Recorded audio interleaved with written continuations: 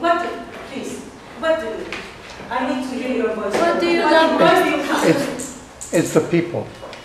I appreciate. They're such good quality. Caring, polite, always well behaving. That's why I come here. No, but you should see. We go to the opera, whatever. I make sure that we really go into the art because you have it. You have it. So there you should see Laurent's eyes become cloudy. You know how to touch humanity. Don't ever lose it. You know it, you have it. Now, picture this.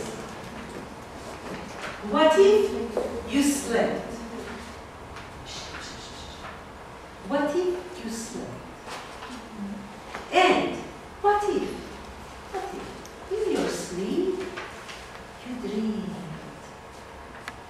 Colorful. And what if in your dream you went to heaven? And there plucked a strange and beautiful flower. And what if you woke, you had the flower in your hands? What if? Oh, what then? Now, the word beauty, creativity, is not done, created, brought to world with very linear thinking, with very left-brain, logical thinking.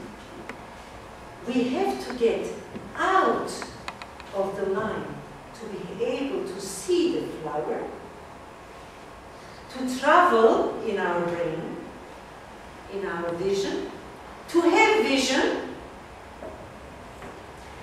to meet vision, to see beauty, to bring that beauty, and to carry beauty and spread it. Prince Saint-Exupéry, the Little Prince. It's the glitter of your eyes that's going to give that into a society. Personally, I think this is a more intelligent way of living. Why? Why? It makes my life more interesting, to say the least. Colorful. Colorful.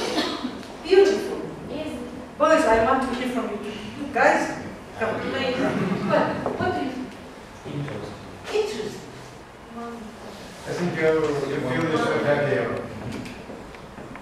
You feel this feedback and you feel yourself happier. Now, it elevates you. It brings out the best of the society.